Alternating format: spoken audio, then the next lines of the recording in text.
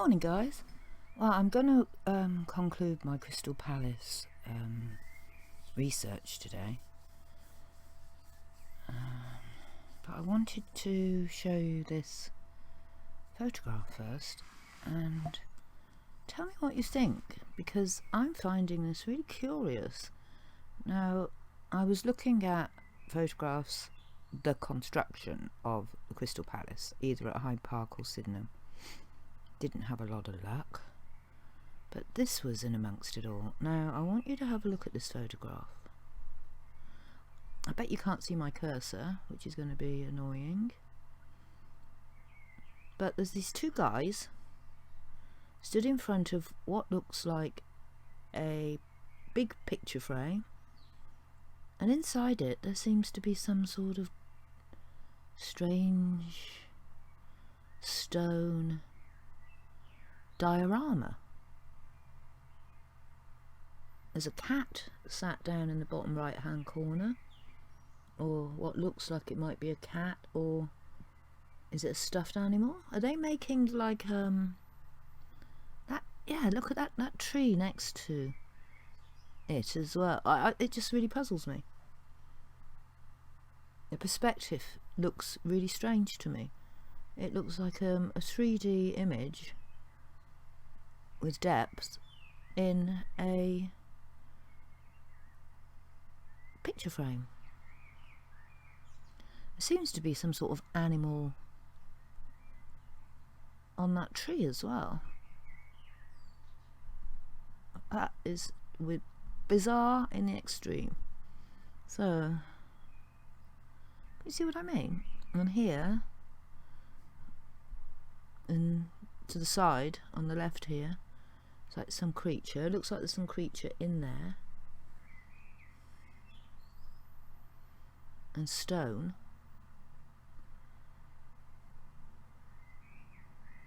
And then when you pull out... Anyway, tell me what you think about that. I just think that's strange. Okay, right, the greatest show on earth, Hyde Park and the Great Exhibition. Now, I'll necessarily be repeating a bit of stuff, but I'm going to try not to. So it became the home to the great exhibition of the works of industry of all nations. Spectacular celebration.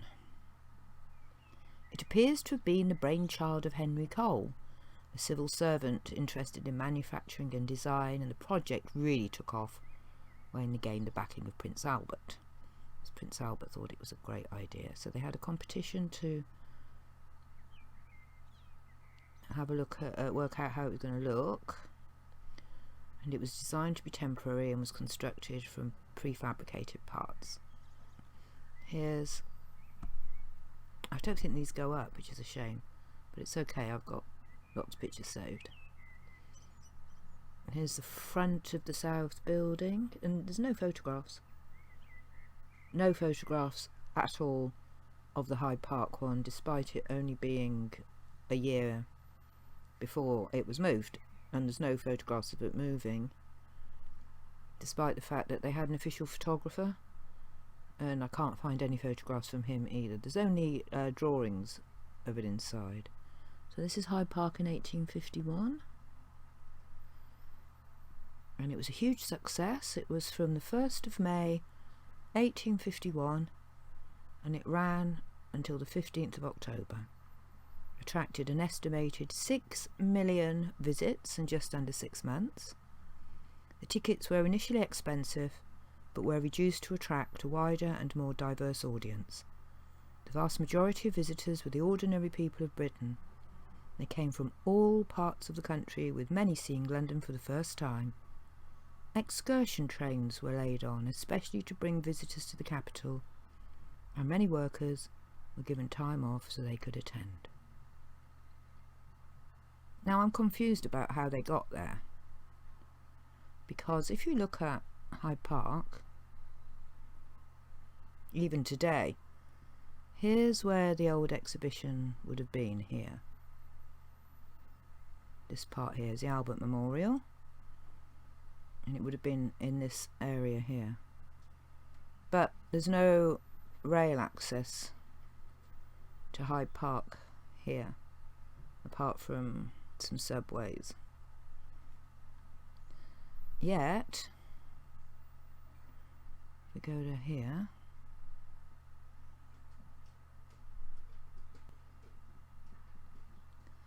in Sydenham, they completely built a whole railway network to get there,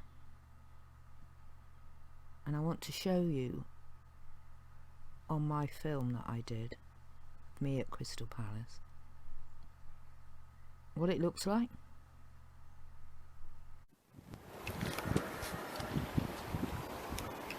Well, here guys, I'm at Crystal Palace station and just looking at these arches, because this looks like the next train at platform 5 old is the stuff to me. 11:32 London Overground service calling Arches. at all stations to Hyde all the way down to here.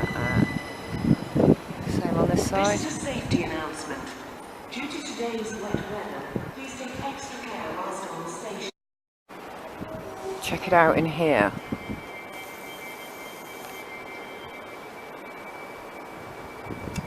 I most certainly am not going to be allowed in here, obviously. I could go at the top and film down though. You think this is Victorian? This is old architecture, isn't it? There's a portal there.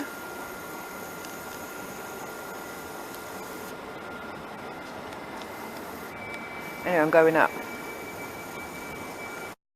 Arches over here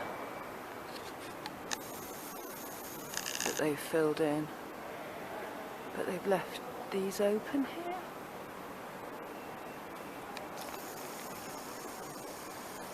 Still walking up the stairs. It's quite high. Seriously, I just feel like I'm in some big old building here. Why in the name of God would they build this as a railway station? Come on, come on. Answers, please. This is an old building.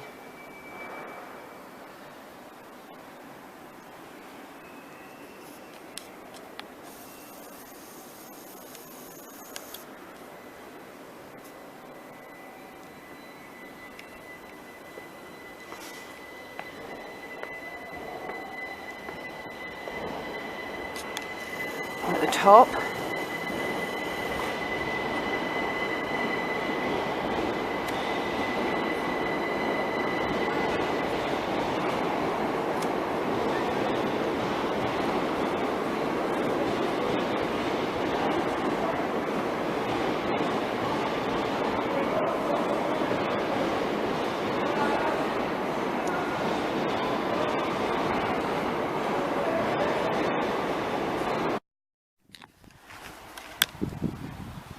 so this is outside the Victorian railway station, and you can see all the stone here around the doors. Big old world building this.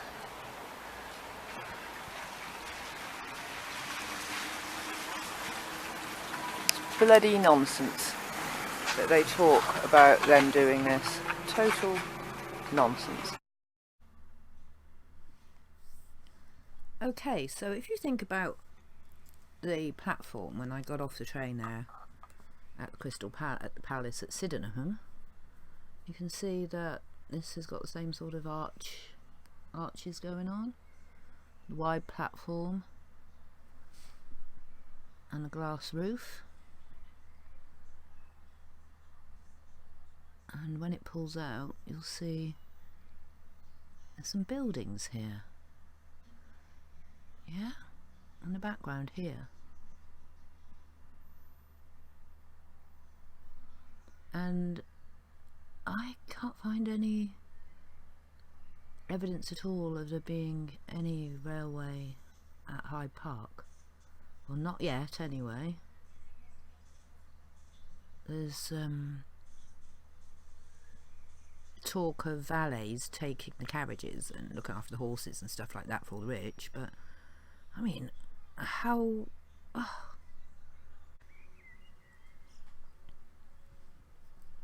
So this is the Crystal Palace subway.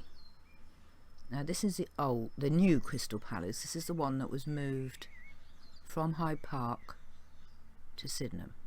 Now this place had its own railway station built, and this apparently is a subway that was a bit of an afterthought because so many people were coming and they needed to sort of expand the area to accommodate them. And now it's closed, but apparently it's been opened again. This is I think he did this video in 2015, and it is open, so I'm going to go. They do concerts and things in there, so I'm going to go and have a look, because wait till you see it and listen to what this woman says. To see this space reopened. Watch your hair. So this would have been glass roofed, and this would have taken you up into the Crystal Palace. And this is actually the most dangerous. This is why you need these. So this is being surveyed. This is all quite poor condition. They're coming through. They are leaning in, yeah. So this is on the Heritage at Risk register, okay, with English Heritage, and they're currently done a survey and they're trying to get it off the Heritage at Risk register. All these The arches. Friends are raising funds to make the area safe, but not this outside Look at part, the thickness of those arches. The cool part is the bit that sits directly underneath the road. There's a rumour that it was built by Italian cathedral makers, which has not been proven. It's not been proven at all. We did. Well, it was built by somebody. To get Heritage Lottery funding to research the history of the subway a couple of years ago, and lots of things we discovered have changed people's sort of. I wonder if I could get Heritage lottery heritage funding. Cathedral makers. Shall I apply? I think it's the old light fitting. Gas. Yep, there would have been gas. There was gas lighting. Yep. So at the moment, no services at all to the subway. It is as you see it. But it was originally gas lighted, and it was used as an air raid shelter during the war, so it would have had lighting at that point. As well as the people that slept here during the war, it was still open in the 1960s for people to come in and explore, and was even used up to the late 1980s, with even a music video being shot here. All a far cry from the time when it originally opened in the 19th century. The Crystal Palace Great Exhibition was in Hyde Park, was 1851. It was moved here over the next 3 years and opened in 1854, but this subway was an afterthought. It was a new station which was built 10 years later, so by 1865 the subway had been opened. The High-level We know. station. No, even he sounds incredulous. These are contemporary accounts, and they talk about the Serpentine. So this was 1848, so a year later Prince Albert had his brainwave to have an exhibition, and it's described as a stagnant pond, the recipient of delinquent or unfortunate dogs and cats, and the outlet for much other indescribable filth, and the reservoir of sickening and putrefying fish. And he talks about the 500,000 annually who bathed in Hyde Park. And then he says, Rome had nearly 1,000 public baths, well supplied with every appliance for health and luxury. London, the first city in the world, has one bath, a stagnant pool, the receptacle of extensive sewerage, the grave of every unnecessary domestic quadruped, the nucleus of malaria, the disgrace of this vast metropolis. One bath. Was everybody in London bathing?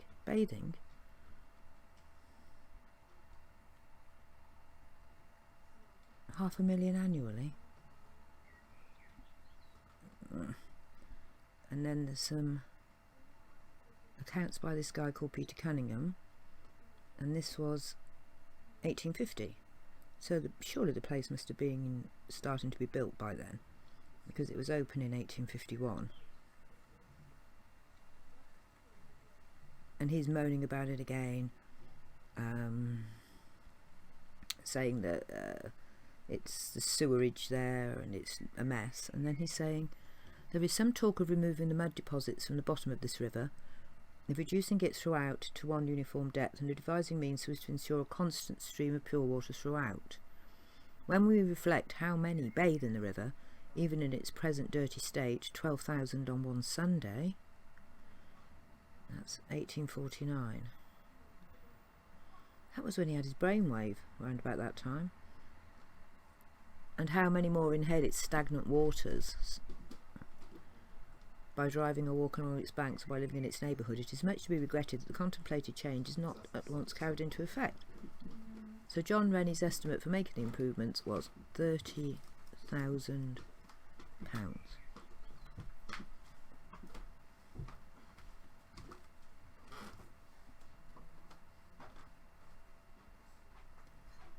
So here's some photographs of the one in Hyde Park.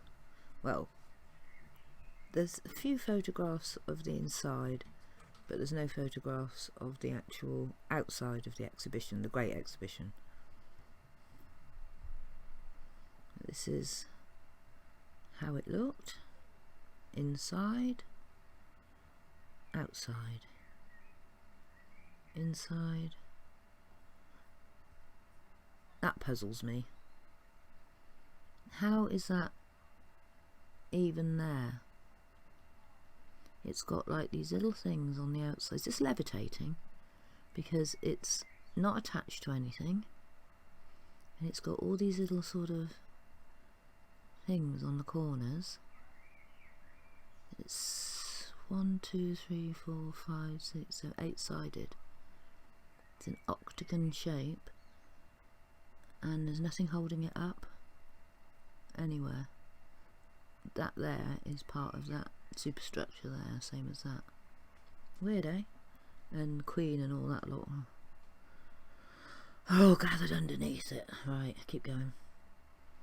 Inside, that looks a bit photographic.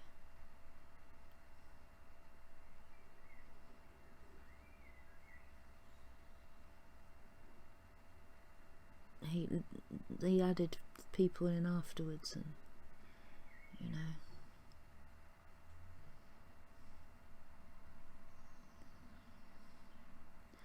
All my screen's gone black lately, it's crazy. Right, here we go. Outside, 1851. That's Hyde Park.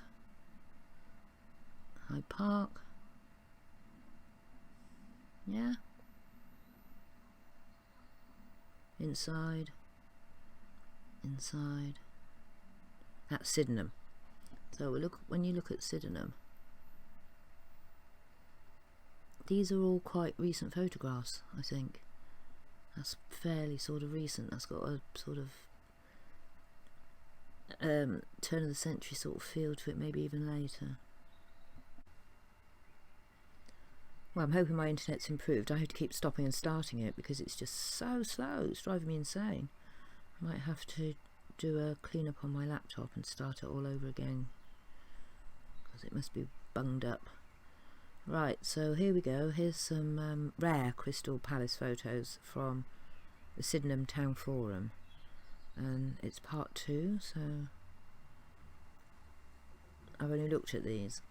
It's really, really some interesting photographs in there, almost as interesting as the one I got at the front of this video, which seems so long ago now since I made that. Some photographs of the interior. That's Wall of Kings and Queens or something, but there was something very similar to this in the Great Exhibition from all the illustrations that we've seen. Lots of fountains here, and they completely did all of the grounds. So they were the Egyptian statues that they had put in later on. This is curious. It's snowing, and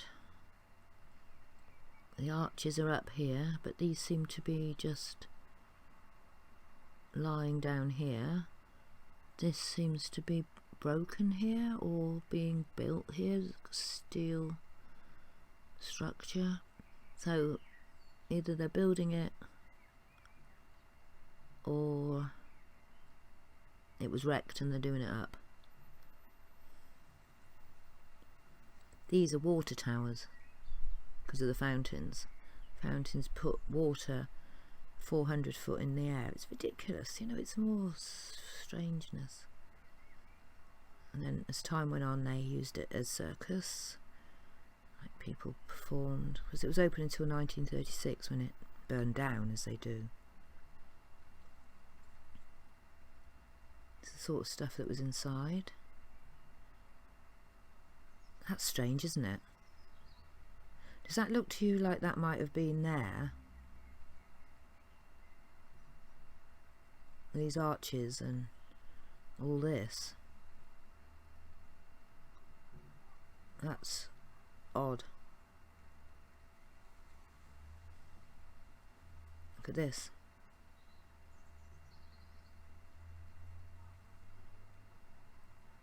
And I find this strange because this is like obviously inside some glass structure, but it's falling to pieces. There's wood on the floor and these two children running through it.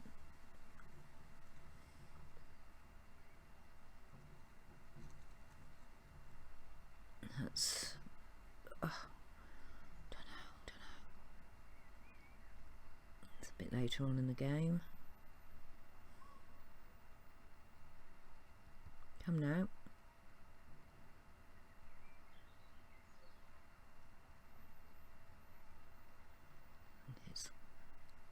It'll let me if I go slow. I don't want to go slow. I'm going slow all day.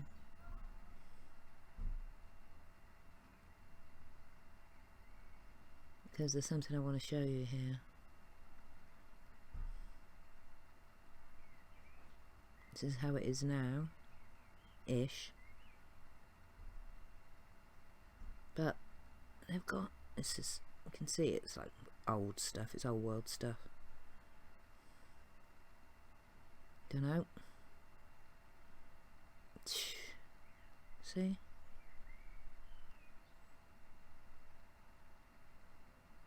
So they had a Festival of the Empire there in 1911.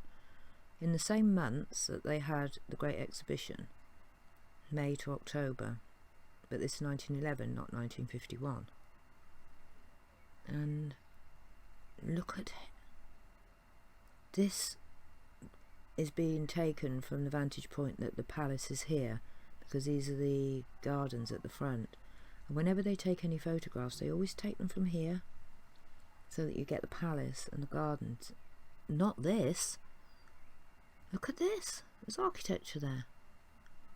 And that is probably the architecture that I could see with the spires from the station photograph that they said was from the first exhibition. This is all gone now. This is all gone. This is football pitches. This is where the Crystal Palace Stadium is. Look at the state of it. That's incredible, isn't it? I'm quite shocked. And then they've got a plan of the grounds, and here's all these big houses.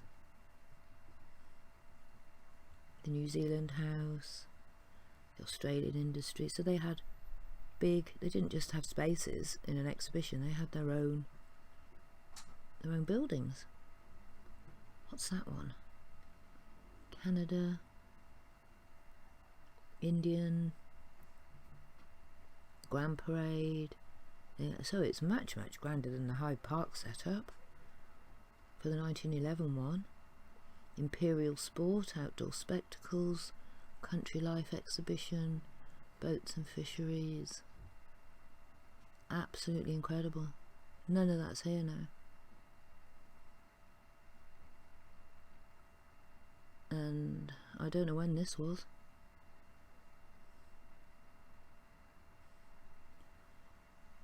$235-foot towers, length 1,800 feet. Okay, do you see my problem? And in closing, I just want to show you this. So this is good information on here, because this is their sort of, so archaeology can be history as recent as the 19th century. In 1854, the Crystal Palace moved from its temporary site in Hyde Park to its more permanent location at Sydenham. It had only been on the site for 12 years when in 1866 it experienced the first of a number of fires which destroyed the north transept, so we got rid of some of it. Some of the nice stuff's gone. The fire left a large desolate area which became a charred eyesore.